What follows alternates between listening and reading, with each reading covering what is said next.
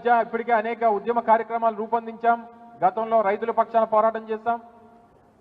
Current ఛార్జీలు పెద్ద ఎత్తున పెంచేసి 15,000 కోట్ల రూపాయల భారాన్ని రాష్ట్రంలో పేదవాడి మీద వేసేటువంటి పరిస్థితులు చూస్తూ ఉన్నాం. ఇప్పటికన్నా ఇచ్చినటువంటి మాట నిలబెట్టుకునేటువంటి దిశగా మీరు చెప్పినటువంటి ఆ 15,000 రూపాయలు చెప్పిన ఆ పిల్లలకి ఇస్తానన్నారు.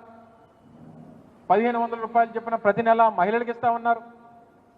చదువుకున్నటువంటి నిరుద్యోగ యువతకి నెలకు 3,000 రూపాయలు ఇస్తామన్నారు.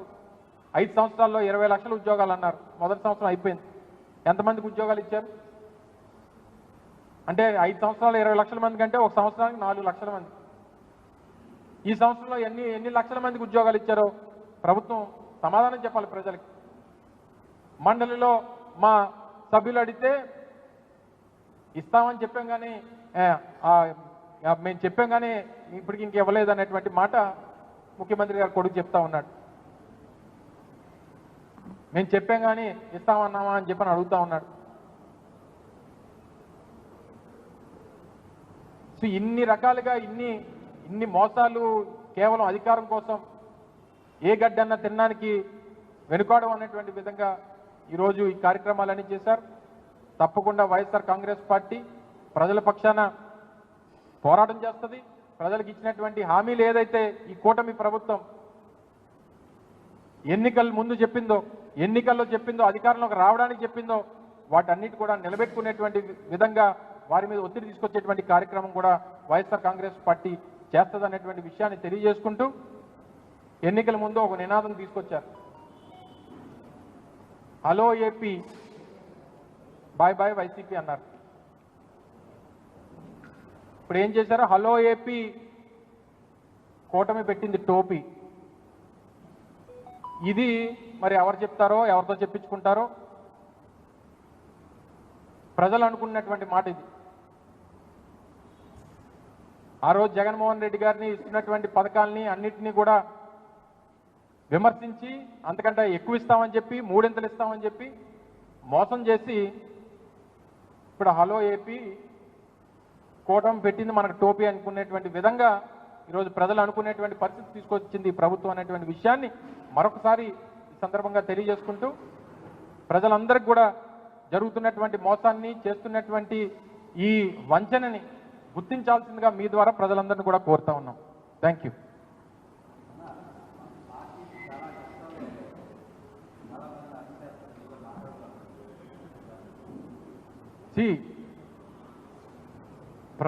ప్రభుత్వం తాలూకా పనితీరు మీద, వారి తాలూకు పరిపాలన మీద శ్రద్ధ పెడితే వీటి మీద పెద్దగా దృష్టి ఉండదు.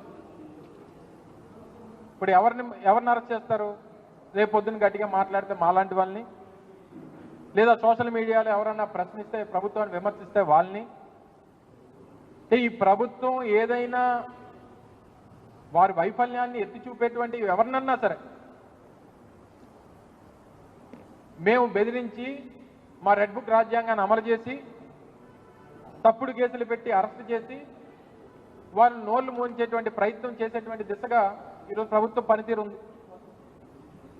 సో ప్రభుత్వం వారి తాలూకా పని మీద శ్రద్ధ లేనప్పుడు, ఇచ్చినటువంటి మాట నిలబెట్టుకునేటువంటి పరిస్థితులు లేనప్పుడే ఇలాంటి పరిస్థితులకి వారు దిగజారుతారు. సరే, వీటన్నిటి కూడా చట్టాలు, న్యాయస్థానాలు ఇవన్నీ ఉన్నాయి, వాటిలో పోరాటం చేస్తాం. తప్పకుండా ప్రభుత్వాన్ని మాత్రం నిలదీసేటువంటి విషయంలో ఎప్పటికీ కూడా వైఎస్ఆర్ కాంగ్రెస్ పార్టీ వాళ్ళు ఎంతమంది అరెస్ట్ చేసినా వెనకడిగేసేటువంటి ప్రసక్తే ఉండదు అనేటువంటి విషయాన్ని మరొకసారి ఈ సందర్భంగా తెలియజేస్తా ఉన్నాం. ఓకే, చెప్తున్నా కదా, మళ్ళీ సేమ్ ఇందాక చెప్పినట్టుగా ప్రభుత్వాన్ని, సో వారు ఏదో మాట్లాడారని గత ప్రభుత్వాన్ని గతంలో అధికారం ఉన్నప్పుడు లేదా అధికారం పోయిన తర్వాత తెలుగుదేశం పార్టీని విమర్శించారని చెప్పి ఆయన మీద కేసు పెట్టారు.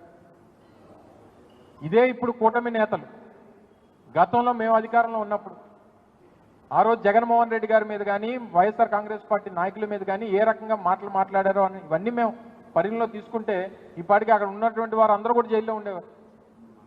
సో ఇవి కాదు, ప్రభుత్వంలో మీరు అధికారం ప్రజలకు ఇచ్చిన తర్వాత మీరు శ్రద్ధ పెట్టాల్సింది పరిపాలన మీద, ప్రజలకు ఇచ్చినటువంటి హామీల మీద.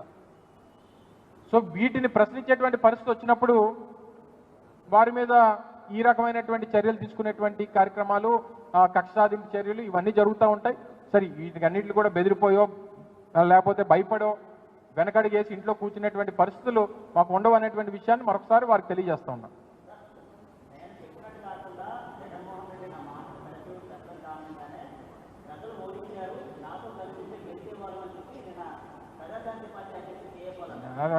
ఇక్కడ చిన్న అలాంటి విషయాలు వాటి గురించి ఏం మాట్లాడు, ఆ ఓన్లీ ఆ రీల్స్ సోషల్ మీడియా చూసుకున్న వాళ్ళకి సరదాగా ఉంటుంది తప్ప ఇక్కడ గౌరవం ఉండదు. అక్కడ మాట్లాడుకుంటాం. ఇంకేదని చెప్పు.